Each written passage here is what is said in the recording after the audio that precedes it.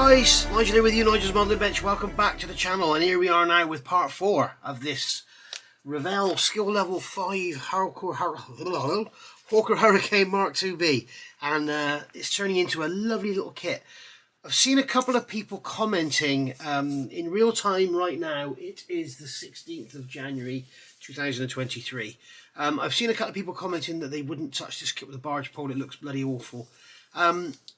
Some areas of it, the moulding is a little soft, yes, but generally it's really, really nice. I mean, if you look at that panel line there where that bonnet, I call it the bonnet, is joined the fuselage, it's lovely. It's really, really nice. I've sanded it to get it all leveled out, and then I've just gone over with some extra thin just to sharpen up the line, and you can see it looks really, really nice. The fit of the belly here is really nice. I've just gone in with some some black of my black what's it called, super glue. This stuff here, this is the Flexi 5K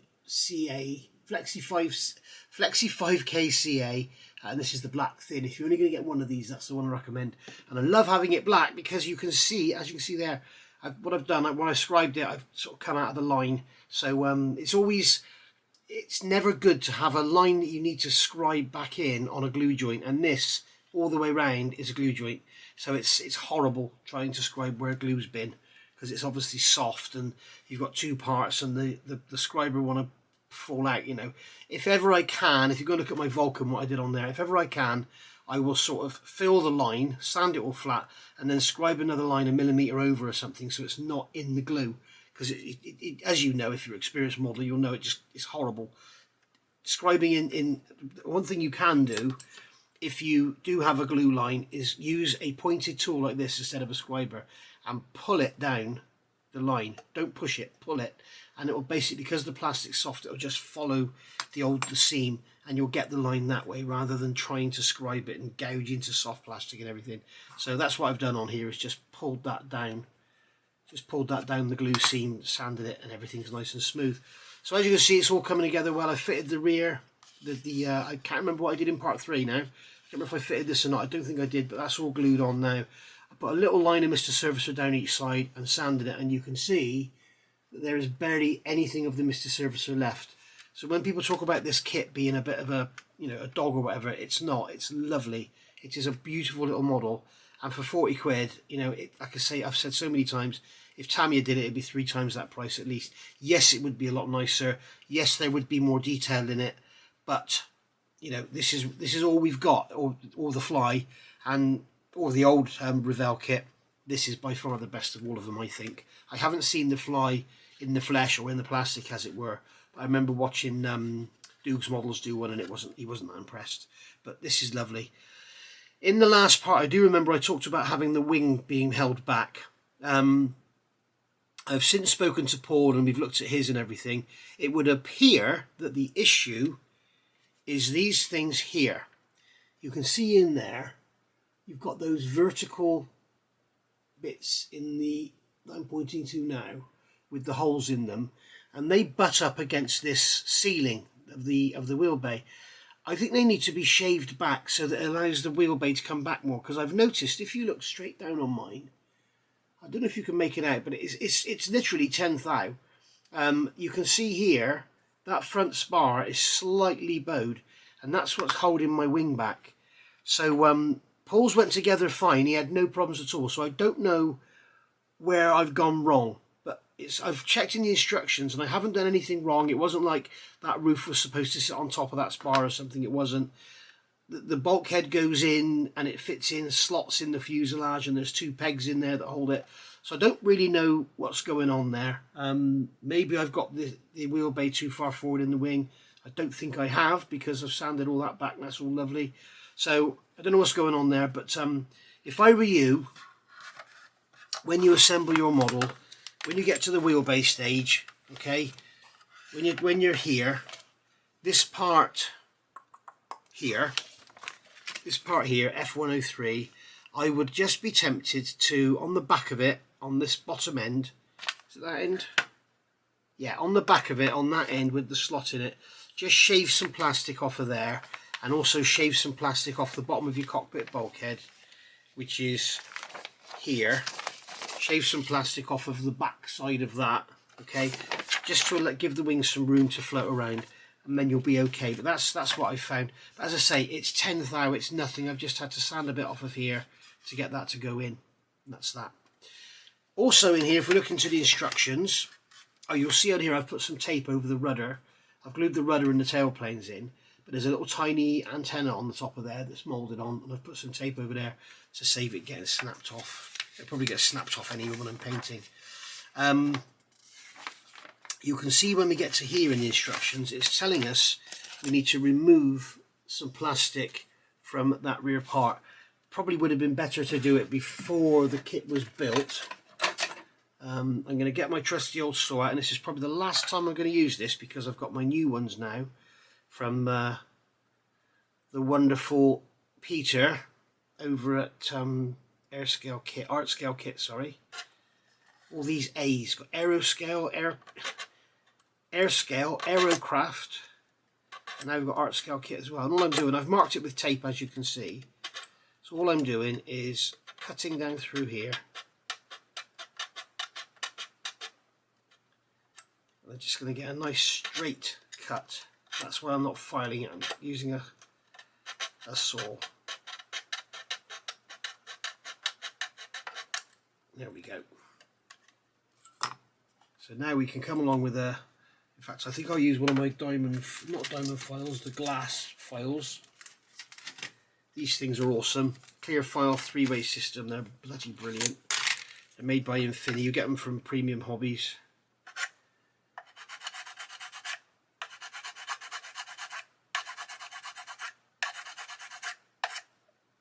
Just file that. I think it's for clearance for the tail wheel leg. So hopefully that's nice. So as you can see, I've got some tape on there to guide me, so it's going to be nice.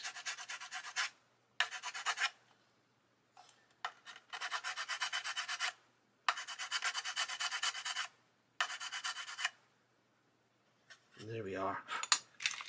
And then when we put that in, that's fitting lovely.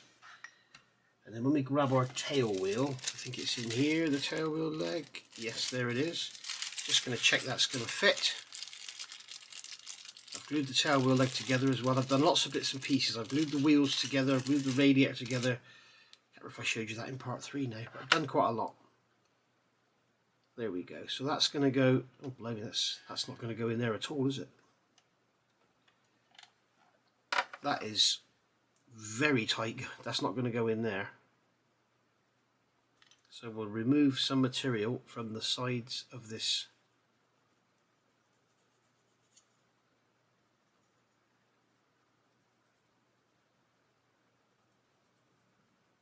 here.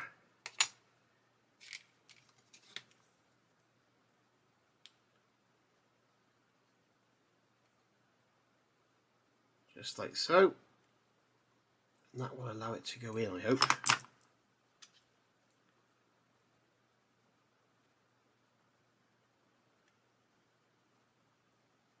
Funny, it's the same with that Airfix Spitfire, wasn't it? It was tight on the tail wheel. So we'll just take some plastic out of there as well.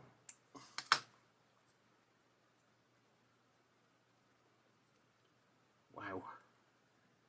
That is tight. It just stays in there on its own, look. I just want to check that, that's what we're checking, is that angle has given us enough clearance. Yes, so we've got the clearance now for the tail wheel, so that's all we wanted to check. We can deal with the fitting later when we come to fit it. But there we are, so that's that bit cut off. So I'll grab my tweezers and just remove that tape from there. Oh, come on. There we go. And then we're just going to glue that piece onto there. And there we go, that's going to go in. The other thing I found when I came to do the elevators, this hole in the back of the fuselage there, I've actually deepened the hole because the hole was sort of back here, and then when you put your elevators on, which are here, is my box of bits of goodies. When you get your elevators on, what happens is that pin there goes up against that hole, and it sort of holds your, exaggerated, it holds your elevator back like that. So either remove the pin or just deepen the hole, and that will allow it to go in further. I've left the pin on, so it gives us another little location really. So there we are. I need to make sure we get this on the right side as well. I've got a feeling that the actual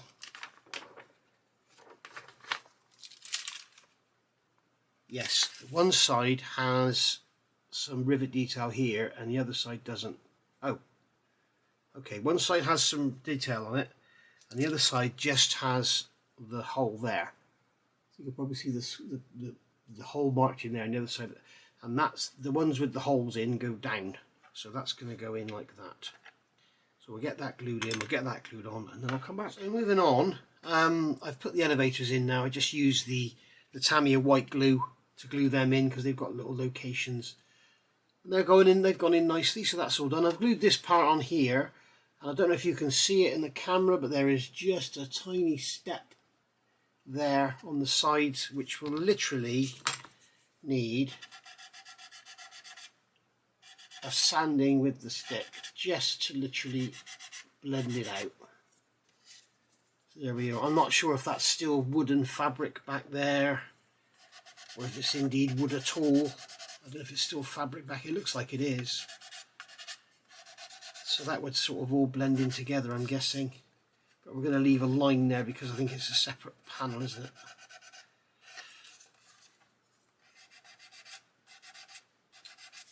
There we are, because they took the belly off to get up inside, I believe, and they've also got that panel there, look, to get to the no doubt to get to the gear for the elevators and the rudder, and also the tail wheel. So there we are.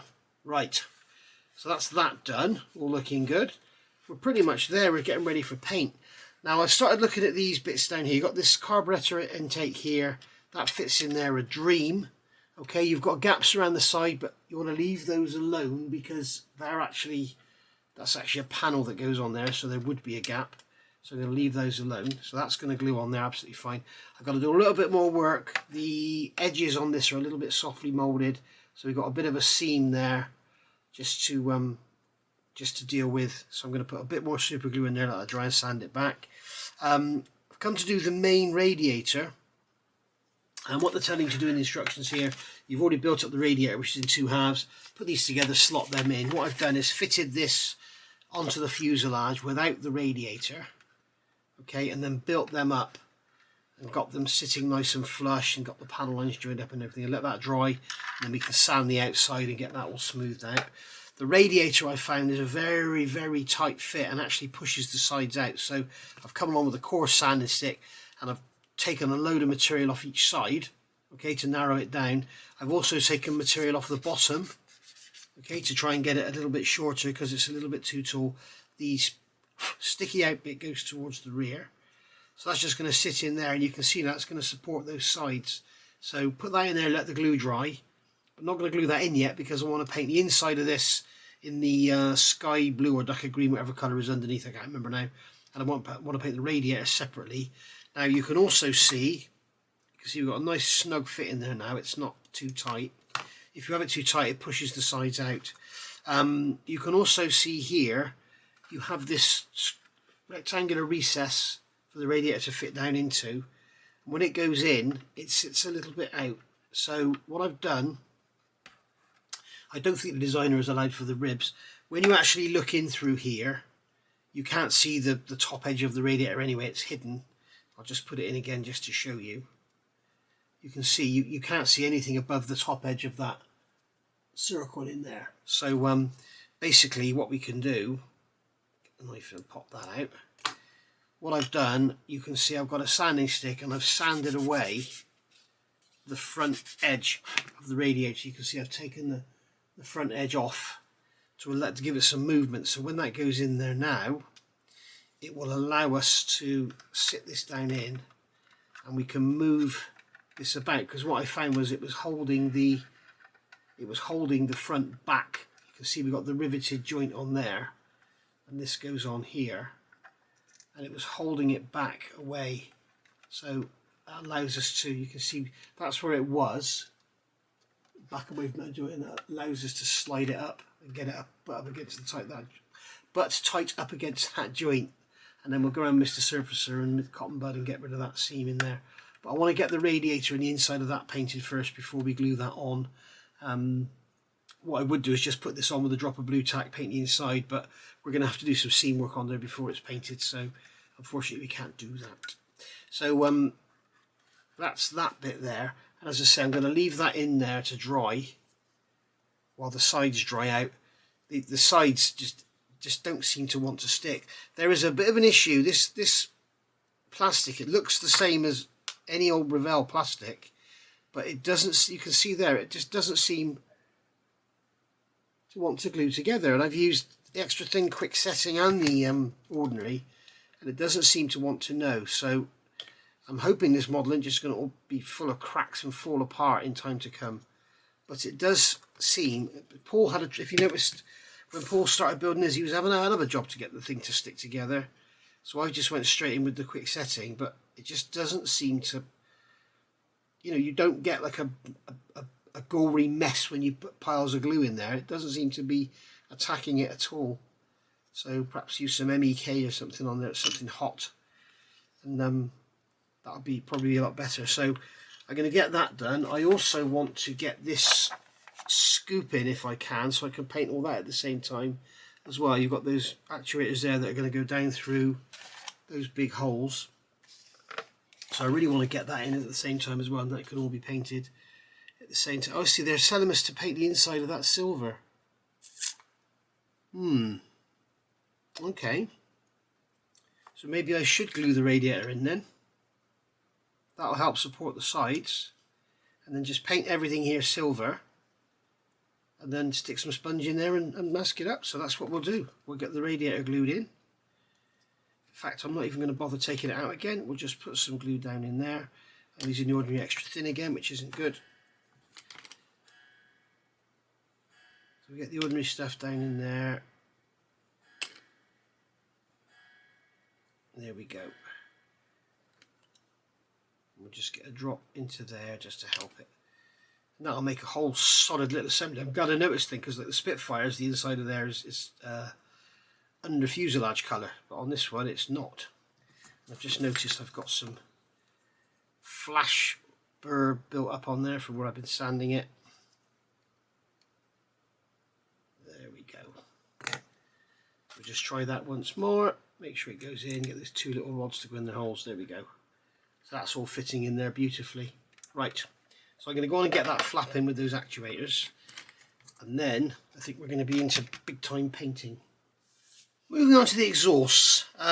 What they actually give you in the kit is okay. I've done the seams and I've gone over and rescribed that line that you can see in there. I did that with a saw first and then just went through with a pin tool, just one of these, and just sort of drag it across. But this here is a bit, it's a bit horrible, especially for a 32nd scale kit. I think they could have done better than that. But basically we're going to thin these out, because the way they work, it's not like an oval hole like that. You know, if you drill the middle out, you might think you got it right. They're not. They're like that. Okay, and the actual exhaust is a slit around there. So this back one I've carved out a bit to try and improve things a bit. And you can see it looks a lot better, but it's still not absolutely perfect. So I'm just going to take some more plastic away from here. Just remove that so it looks more like a cup on there, like a cup. And here's one I've already done, and as you can see, it's not perfect, but it looks a lot better. And what we do is just paint the back edges black rather than try and replicate the slit. If you are making a model and you're making a real nice job of it and it's coming out really nice, I would suggest just tacking these in with 1 or 2 drops of super glue, and then you can pull them out when some resin ones arrive. I'm sure they will, and they won't be very expensive. Get the quick boost ones or whatever, they won't be very expensive at all. But as you can see, if I put them next to each other, the one I've reworked is a lot better looking than the plastic one. This is how I did it. I've got a 0.8 drill. This is one of those horrible, really steep helix drills. And use my little cutter. This is a Genor TPK PT014. I got it on eBay, on Amazon. You can get loads of things the same. It just recharges off your computer with your USB. So all I'm doing is getting the angle roughly right with the exhaust there. So I'm just going to go in and just use the drill like a little end mill and just go round and just remove some plastic. Go at the bottom there, bring it out the side, there we go, all the way out.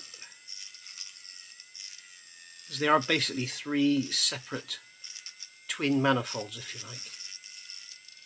Okay, and then once you've got the exhaust done and some soot and dirt or whatever, it's all going to look great.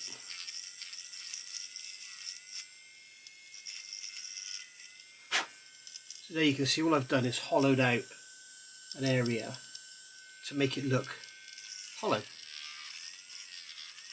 Okay, you can go as deep as you like, or as shallow as you like. Whatever you do, it's going to look better. And then same again in here, just go in, keep the drill down low. And if you do mess up, sprue goo, filler, Mr. Surfacer, whatever, you can just put them right. Remember their exhaust, they got dented and stuff. They're going to be all weathered and dirty and fuel stained and everything. But remember, they didn't really rust. A lot of people paint their exhaust. I've even seen exhaust manifold colour paints and they look like rust. And they didn't rust. They may have slightly corroded, but they didn't rust like a car exhaust rusts. They, I think they were made of ink and all.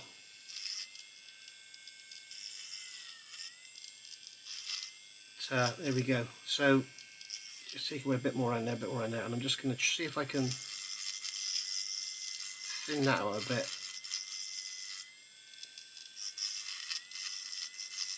So it kind of matches the others. There we are. And there you can see we kind of have the shape we're looking for. And then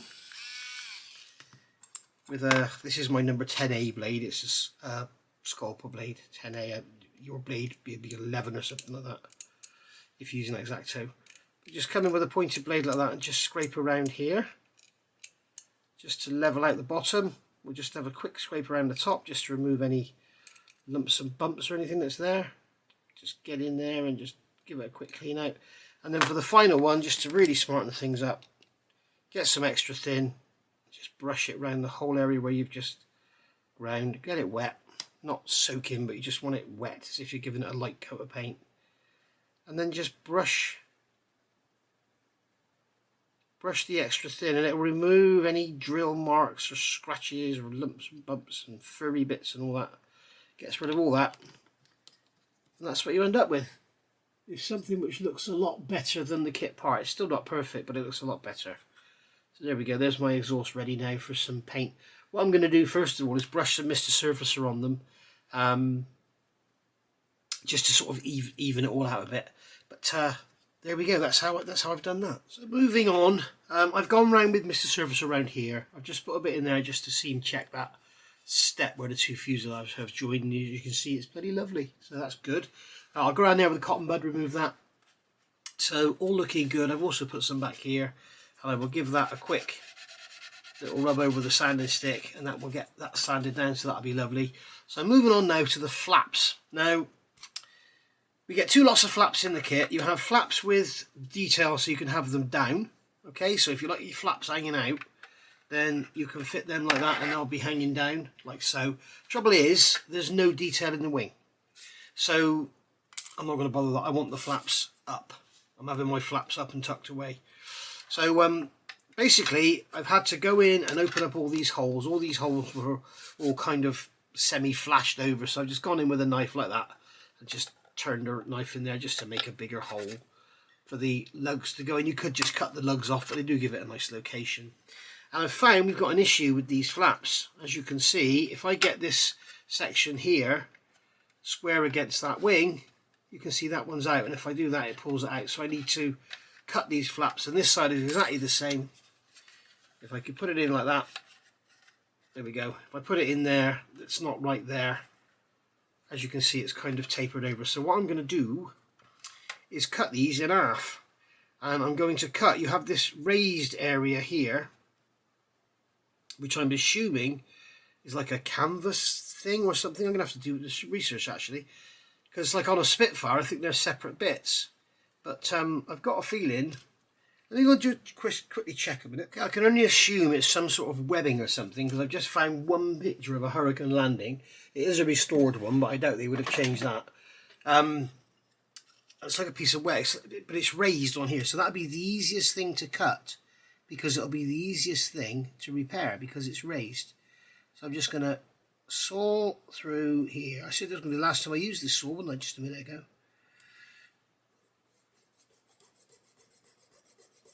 Just saw through there.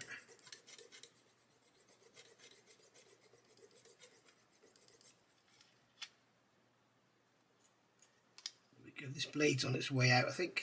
This had seen better days. Off the edge of the mat, I think. There we go. Right. So now I can fit that one in there. I can fit that one in there. And as you can see, we have a slight gap between them, but it's hardly anything. It's like a bit of Mr. Serviceable, so I'll probably do that.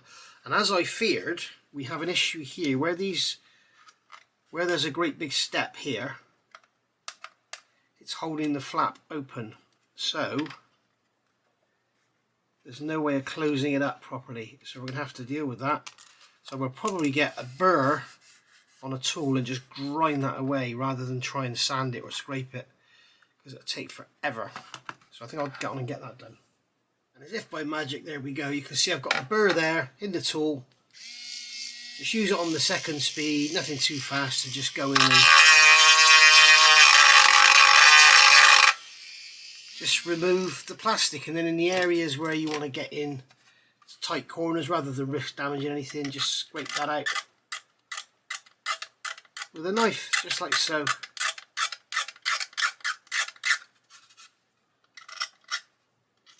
Just like that.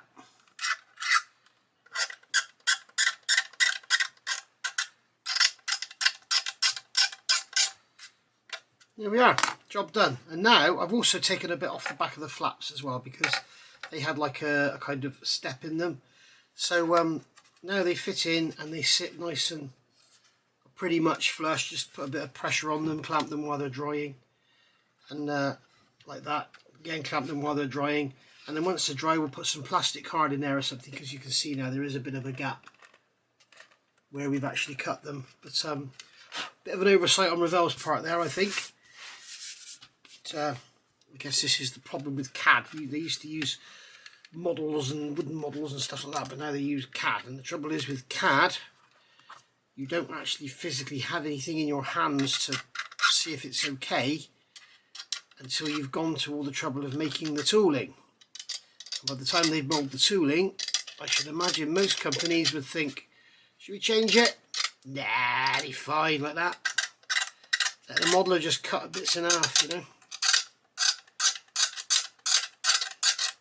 And you've got some companies out there that produce kits, and every man and his dog complains about the shape of something, you know, a serious misshapen area on a nose or whatever, and then a couple of years later re-release the same kit without correcting anything. Well done, thanks for that. And when they cost like upwards of £300, it's a bit of a piss take, isn't it? When it's £40 like this one, it's a bit different. Right. So I am going to clamp those in place and glue them. What I'm going to do, I'm going to put some of the extra thin white down here. Okay, so hopefully we'll get at least a couple of bits of that contact in.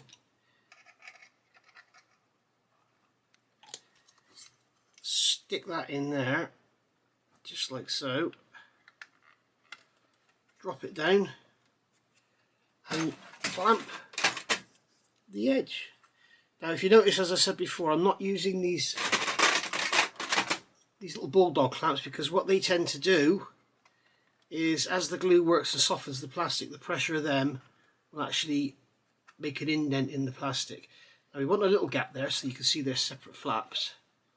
We don't want anything too much. In fact, I will use that because there's no glue on that actual outer edge there. It should be fine.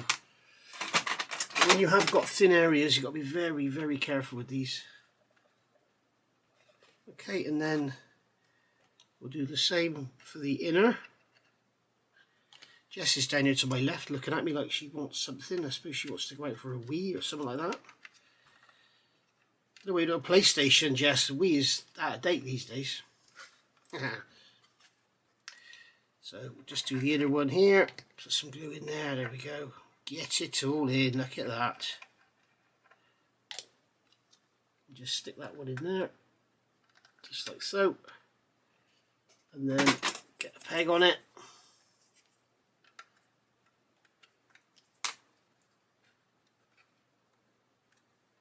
There we go.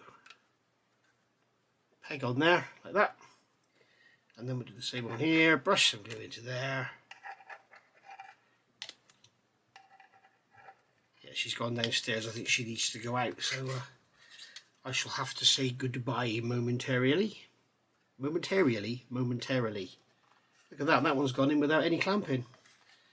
So that's the way to do it.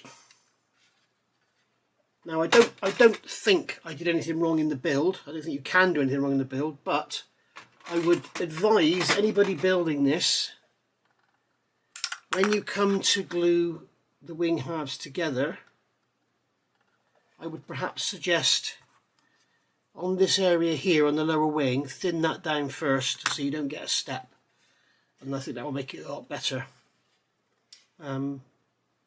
Or just grind some material off the back, you know, whatever, just make it nice and smooth inside, because looking at that picture, I think I can, it's sort of, as you're looking at it, it's sort of on that angle with the flaps down, and it does look like it's fairly smooth in there. So you probably could get away with having your flaps down, have it all hanging out, if you didn't have the big step there. So there we go. So we've done that now, and I know you're all going to ask, where can you get these from? Look on Amazon, put burr, okay, cutting burr, and you'll find sets of them, and you'll see some are tungsten carbide, some are just steel and that. You don't need the expensive ones, just buy the cheapest ones you see on there, to be honest, because I mean those have come probably from Rolls-Royce in my early days, but so they're going to be really nice ones, but you don't need real good ones just for grinding plastic. If you want to start grinding metal and stuff, I'd probably get something a bit better, but the real cheap ones, like I think I've got some cheap ones in here. Here you go. These black things, they're absolutely useless for like steel or anything, but for plastic and that and wood, they're absolutely fine. But they're just hardened steel. Here's one here. You can see this has got a 6mm shank, and that's got a tungsten carbide tip brazed to a steel shank. Whereas the little one I used just now was solid carbide. And that one there, I think, is brazed. I'm not sure if that's solid carbide. That's brazed because you can see we've got rust on the shaft. So that's carbide brazed. And yeah, it's great. So those little tools like that, sort of things you'll see at little model engineering exhibitions and stuff like that in the trade stands, always worth picking up. But you can get them for peanuts on Amazon, a set of 3 or 5 for a tenner or something like that. You know, you may as well. Right, so let's go and let Jess out. Right, welcome back. So I appear to have lost a piece of footage, or I didn't turn the camera on, because I've done the flaps now, and I know that I filmed, or I thought I filmed, showing you how I ground all this out and then fitted the flaps in and clamped them all up and everything, and I talked about clamping them and how I was going to clamp them, this, that and the other. So I don't really know where that's gone or what's happened to it. I'll have to have a look. Also been working on this, as you know, doing a buddy build with Plastic Monkey. He's the other guy who's building one of these on YouTube. So yeah, lots of going on. The Spitfire is sort of on hold because I haven't got the masking for the clear parts, and the clear parts are still not arrived in the Czech Republic yet, so we're going to see where we go with that. But anyway, I have gone on and masked off the wheel bay. I've used the great little masks from this set that Peter sent to me. Get this little box open, and it's this set here.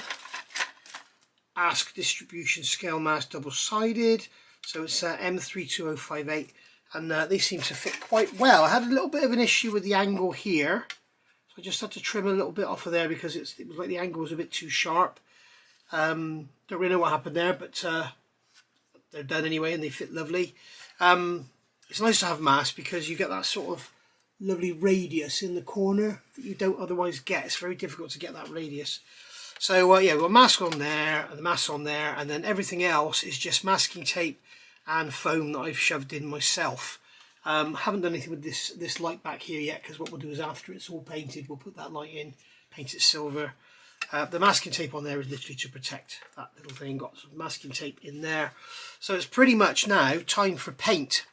What I did here, I ended up sanding those things right off and then putting a piece of 10 thou plastic card on there, cut into a wedge, and then sanded it so it's hardly there at all. So it's just like a little reference of it.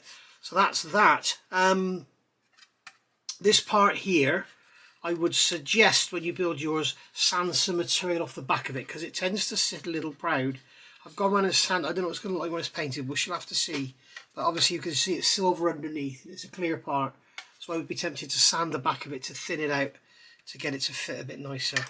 The exhaust, if you remember, we did the exhaust and we cleaned them all out, and I've painted those now in LP19, which is like a gunmetal grey colour.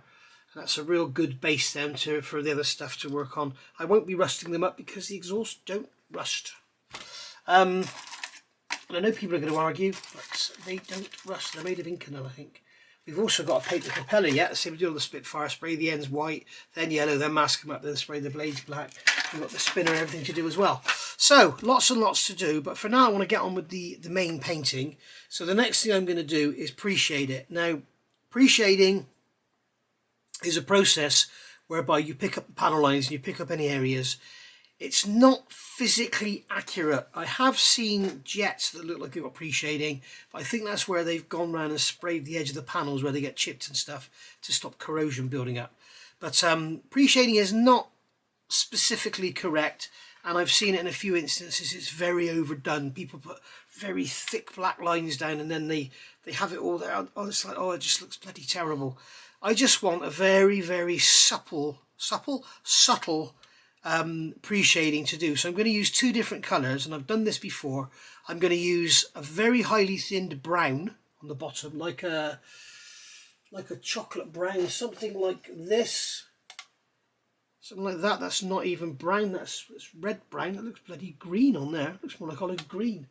LP59, what's that one?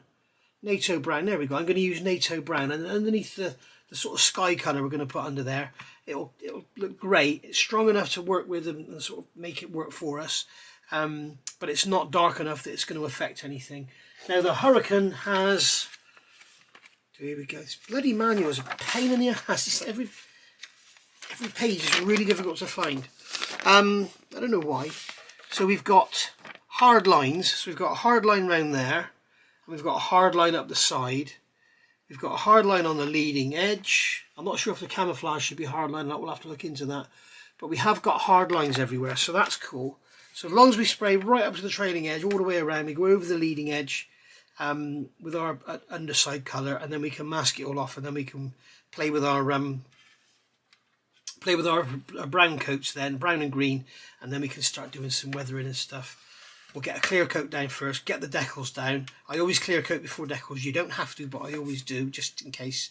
And we'll get our decals down. I don't have a mask set for this yet. So I will be just using the decals, but they're cartograph decals, so I'm sure they'll be fine. And yeah, get the decals down. Just looking here, it looks like we've got some debris in the panel lines. And go from there. So the first thing I'm going to do is get some pre-shading done. I'll do a little bit on camera so you can see, but not loads because of the smell. In fact, I will use that. And then we'll go from there. So I'll see you in a minute. Yeah, and I've also I forgot to say I've got the. I know I filmed all this. I'm going to have to see if I can find it. So if I find it, I'll cut all this out.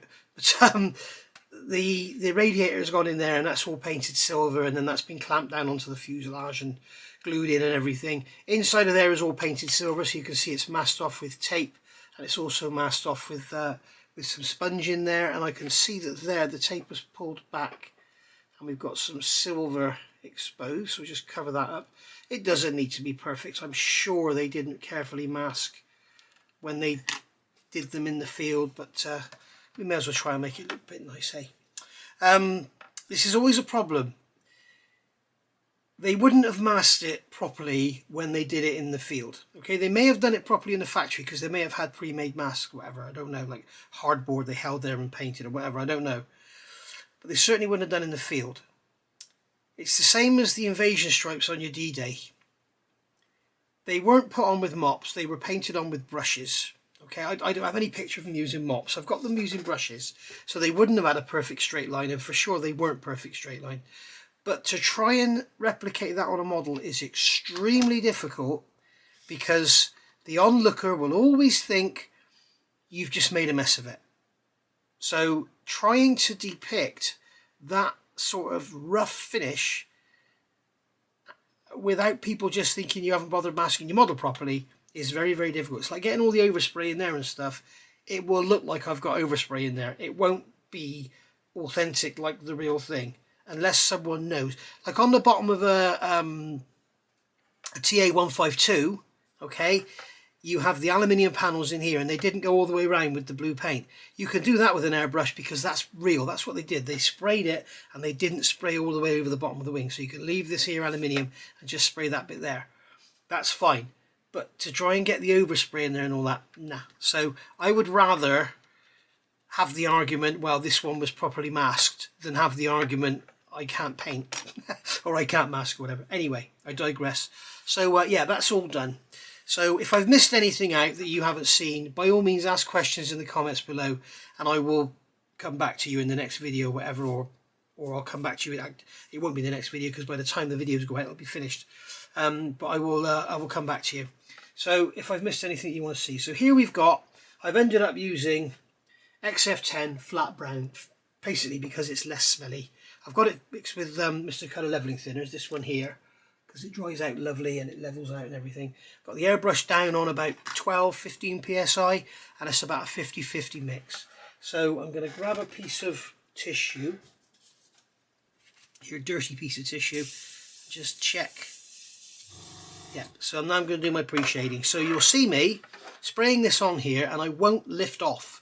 I'll just keep the air on and then introduce paint. And that'll avoid getting spatter. If you keep going on and off, you have the chance of getting spatter. So what I'm going to do here is just spray over that line. It doesn't need to be tidy. It doesn't need to be perfect. And then I'm going to come down here. You can see it's very difficult to keep a straight arm when your arm is just up in the air. It's much easier if you can rest your elbow.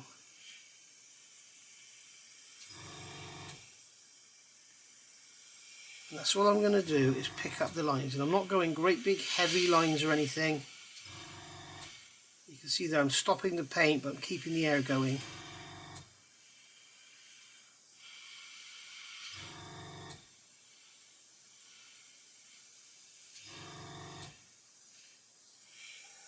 Same every single panel line, every single hatch.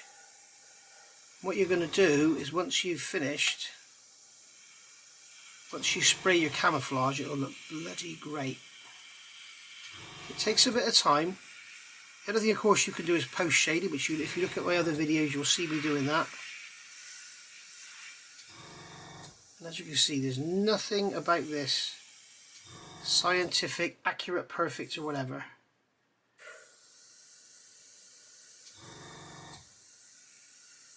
Just letting it build up slowly, not trying to do it all in 10 minutes flat. Take your time with it.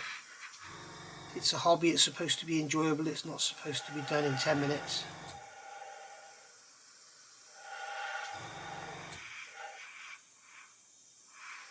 Go around there, down there.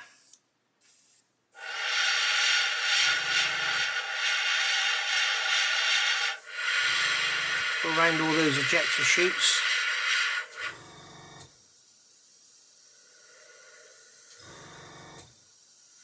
Along here. So I hope you get the idea from seeing this. And here, where you've got the flaps in the aileron, you want to make sure the paint goes down into the groove. Okay, you don't want the You don't want the down in there to look like light grey. When you spray it, it'll look stupid. You need it to be the darker colour down inside. So probably come in with another bit of paint and make sure you get in on those angles. Same across here.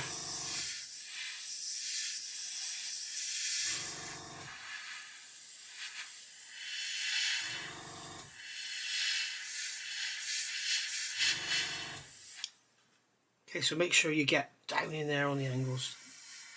You do not want grey bits showing through. You don't want to be showing off your white bits.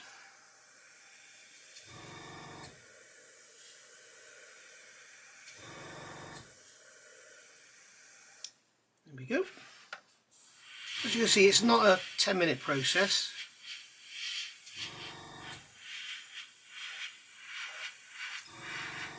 Just making sure I've gone all the way over the leading edge.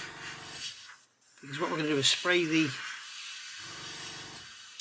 What we'll do is we'll spray the underside, and then we'll do the...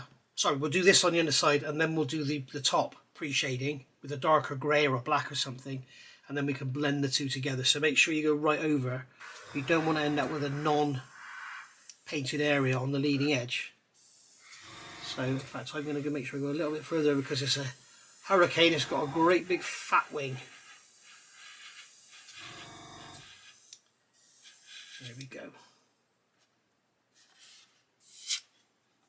We'll just go around that wingtip as well, I think.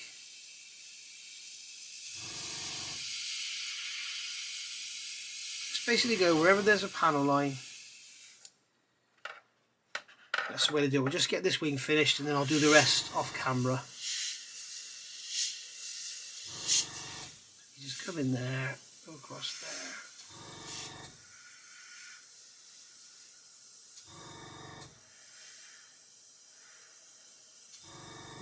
And it doesn't matter if you make a mistake, if you go wrong, if you put paint where it shouldn't be, it doesn't matter, it'll just look like a stain.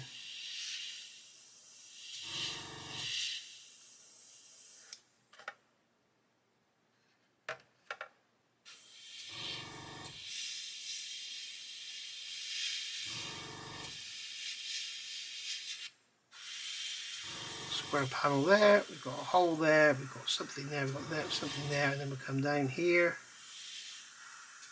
across there, down here, just like that. We'll go around this as well because that's separate panels in there.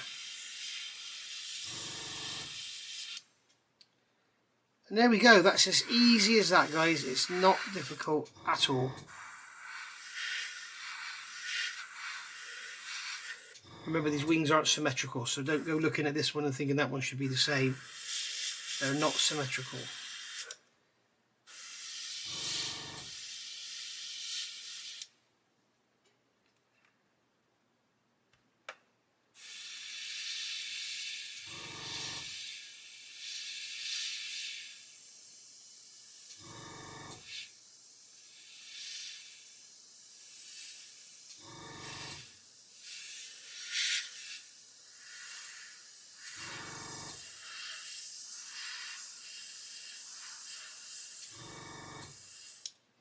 There we go, we're just going on the base of here.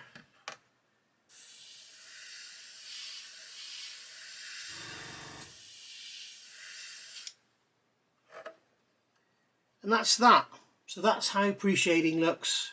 So I'll get the rest of this done and then we'll move on to the top. And there we go, all done. So there's the underside done in the brown, as you can see, and then the upper side and the sides done in the NATO Black XF69, again thin with Mr. Colour leveling thinners. As you can see, gone right down over the leading edges, and then that way we can guarantee we get a nice pre-shade going all the way along. I could have gone down a little bit lower with the black on there, to be honest. I may even go back and do that, but may do that after we mask and everything, so that we get a nice a demarcation. So there we are. So, and I'm really impressed when I've got that line in there. I have done literally no work whatsoever to those wing roots, and they're gorgeous. They're really, really nice. So well done, Revell. Well, the only thing that's in there is a little bit of Mercer Surfacer in here. That's it. So yeah, really impressive. So now we can look at getting the colour on the bottom. If you're wondering why I'm doing all this before I fit the canopy, it's because Revell give us this lovely closed canopy that probably no one's ever going to use. And you just tape it in a place that protects everything. It protects that head-up, well, not head-up display, is it? It's gun sight. It protects the gun sight, and it protects the interior from getting all full of dust and everything. So what I'd rather do is get all the bottom done and painted and everything and all masked up, because I'm going to be doing this and moving it around and everything. And then once we've got the bottom done and all masked up, I'll protect this area here, and then we can work on that then before we do the camouflage. Because that way, once it's done, the only time I'll have it upside down is for the deckling, and I could perhaps put on a little jig or something then. But it seems a shame to, you know, because we've got the interior and the exterior mask for the canopy. We've got a separate front and rear piece. We'll get them all painted, get them fitted on and the seam work done and everything nicely, and then do the top. It would be a shame to do all that now and then perhaps scratch it or whatever while I'm working on the bottom. So we'll get the bottom all done in the sky blue, whatever colour it is. And that'll probably be it for this video, and then the next video will be all about getting it all finished. So right, let's get the blue done. Alright, so we're ready to start painting our sky. I'm going to get a bit of paper towel down just to stop completely destroying my cutting mat. We've messed all the white balance up, but never mind. So basically this is all done now, so I'm just going to get my static brush and just go over it very lightly. This is the Tamiya anti-static brush. It picks up dust and all sorts of stuff, so it's dead handy, being that this is a dog hair infested area. Now I'm going to do a little bit of this off camera, then I'm going to go in the booth. I've got my XF21 here, Sky. Revell are asking for number 90, which if you cross-reference it with these paint guides, everyone keeps asking where I got these from. Years ago, Model Airplane magazine did these. You bought 4 issues and you got one with each issue, and it's basically a cross-reference. And we can see here that number 90, 90 matte beige green is Tamiya XF21. So there you go. So that's basically the colour for undersides of early World War II aircraft. Well, early was black and white, but this colour.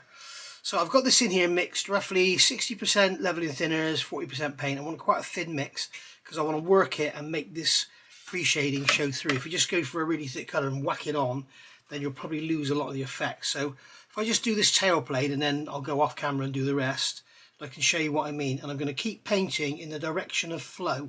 And therefore, if we get any sort of areas that show through, a bit heavier, a bit lighter, then it will look like wear. So that's basically what we're after. So I've got the pressure up to about 60 psi now. So just lightly put this down, and I think I'm seeing what I didn't want to see.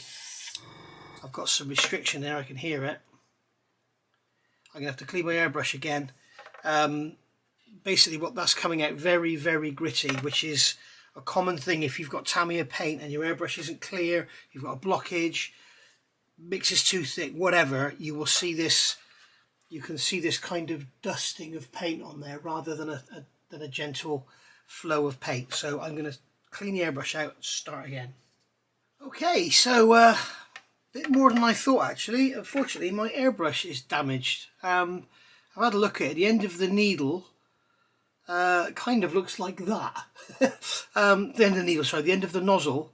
I've knocked it, and I remember the other day I was cleaning it and I had the needle out cleaning it, and I put it back into my airbrush holder. Here you can see, and I remember I knocked the end of it like that onto the and I think, in fact, I can see there's a dent in it there. I think I've actually damaged the end of my nozzle. It was quite a heavy knock as well. You know, you're sort of doing one thing with one hand, you sort of don't look, and you just put something down with the other. So I've got my Iwata Eclipse out. This is a far superior airbrush anyway. I think it's 0.4 or 0.35 needle and nozzle in this, but it's a beautiful airbrush. It really is nice, and it's atomizing the paint much better. Same again. I've got people talk about, you know, how do you mix paint?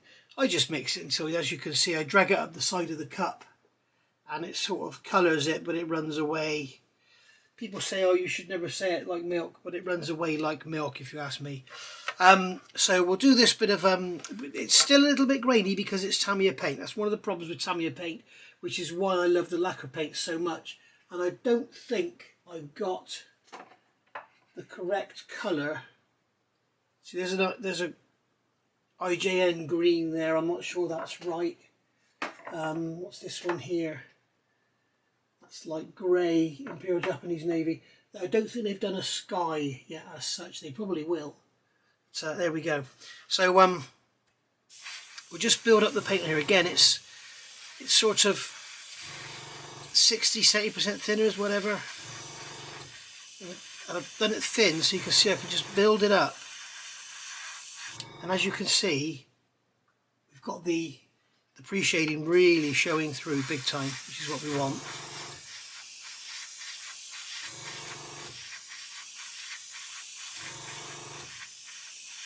And we could have even gone a bit thinner. I'm going to make sure I get the leading edge nicely as well, because that's one of the errors a lot of people make. You don't go up to the leading edge. So you can see the shading is showing through, but it's very, very subtle. If we come back to it in a minute, it'll probably be a lot darker. It'll probably work its way over. So again, we could do this one here. Just laying it down nice and evenly.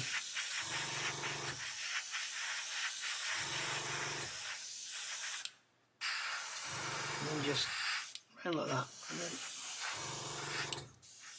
just do the same again, building that nice and slowly. This is why I always gloss paint when I do decals over Tamiya paint, because it's always quite grainy. And hopefully you can see there, on this side here, you can see the pre-shading coming back through, and that's what I want. It sort of gives it, as you can see, although it's not authentic, it kind of takes away that kind of toy-like monocolour look of it. There we go. As I say, we could probably thin this a little bit more, so I'm probably going to thin a little bit more, and then I'll get the rest done, and then I'll come back and show you what it looks like when we're finished. And there we go. You can see all painted, and hopefully you can see there the pre-shading, which is giving it that kind of, it just breaks it up. So when we get on there with a wash and stuff, start picking up the panel lines, it kind of blends from the colour into the panel line, rather than just being, you know, duck egg green, whatever colour it is, sky and black, or sky and brown, or whatever. You've got this subtle sort of blend and everything in there, and it takes away, as I said, it takes away from that monotone look. Some of you may be asking, why didn't I prime it? Basically two reasons: laziness and speed. And now I wish I had primed it, because I have an area, I have to get my pointer, where is it? You can see we have an area here where we have a gap between the clear part and the wing, which would have shown up had I primed it, and then I could have dealt with it. We have here we have a seam which is visible there, and here we have a seam which is visible, which I would have seen with primer. So basically now I've got to go in, do those little areas, and then do the green again. So I haven't saved any time at all. So I also need to get some more paint on that wingtip area there, I think. But yeah, I haven't saved any time at all. I have just basically cost myself, if you like. So now I've got to brush and mist the surface and let it dry, sand it back, and then spray again. But I'm glad I noticed it before I did the top. I'm sure the top's going to be okay, but it's too late to prime it now. It's pointless after I've appreciated it. But now I wish I'd primed it. So I generally do, as you know. But on this occasion I thought, well, we don't need to, we'll get away with it. The fit's really lovely, everything's gone together beautifully. Da-da. So, da-da, da-da. So I messed up. And the other thing I've done here, which is a mistake that a lot of newbies make, be very, very careful of this. You can see I've painted up to the line here and not really gone very far over it, whereas on this side you can see I've gone right over it. This is a schoolboy error. Basically, if you don't go right over, when you mask up and spray the green or brown, whatever's going to be there, you will end up, you can't see it now because it's so subtle, you will end up with a very harsh light line where you can see it. So I've seen it with camouflage, and I've done it myself and that's how I've learned the hard way. So I'm going to have, when I do the green, I'll put some more green over there as well, just so that when we mask, you can also see I've gone right over the leaning edges with the green, sky, whatever colour you want to call it, so that when we mask, we don't get that sort of transition between. In fact, I've probably could have gone a bit lower here, or a bit higher, should I say. We don't get that transition between the green and then the grey plastic with highlights on it, and then the camouflage. Just need to be very, very careful of that. So I'm going to redo that, and I'm going to redo that. So I shall make some notes, and then I'll come back when it's all done, probably in about a day. So there we go. That's the repairs all done. So sanded that one out there, sanded that one out there, went over with the brown again, and then just went over with the sky. So you can see there. I also forgot to do this side, didn't I, with the brown. So I've done them again and then gone over the green. I also cleaned this up a bit here, sprayed some more down there, sprayed some more over the leading edge of the wing just to make sure I don't get that demarcation. And there we are, good to go. So as we are right now, here and now, I have just watched Paul's part 8, is it? Where he's glued the wings on and he's glued this piece on and everything. And it looks like he had a couple of issues getting this on as well.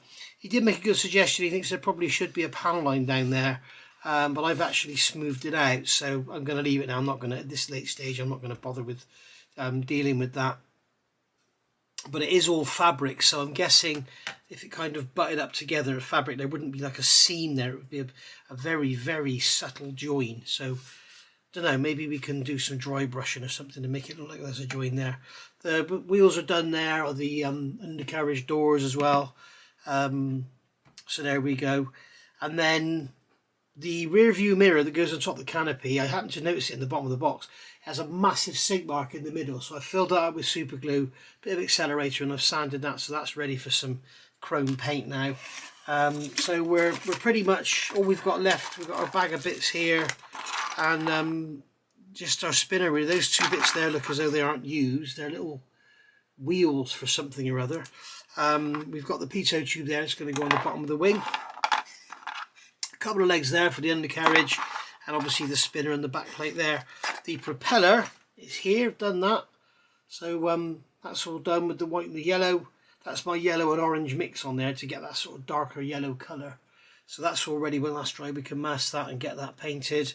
And then I need to get the spinner painted and everything as well. I should have done the spinner at the same time as this, but it needs some work.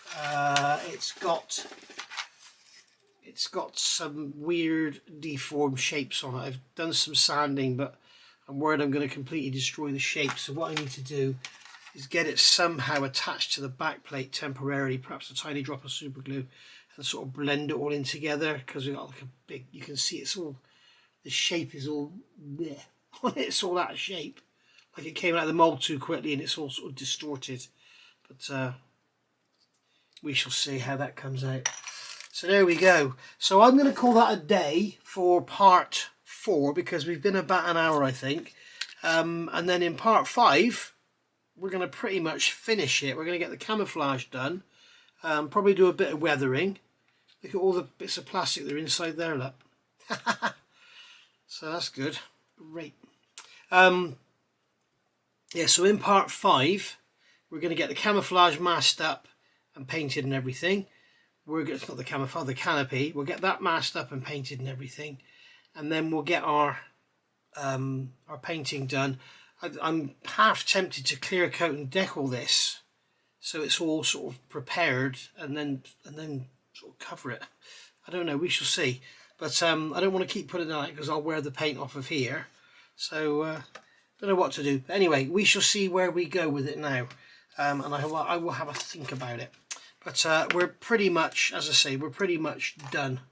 So thanks for watching, and I'll see you all soon. If you haven't already subscribed, please hit the subscribe.